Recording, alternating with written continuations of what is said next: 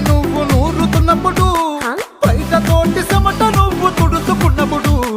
దండాన నీ సొక్కారేస్తున్నప్పుడు నీ ఒంటి వాసన తెగ గుర్తొచ్చినప్పుడు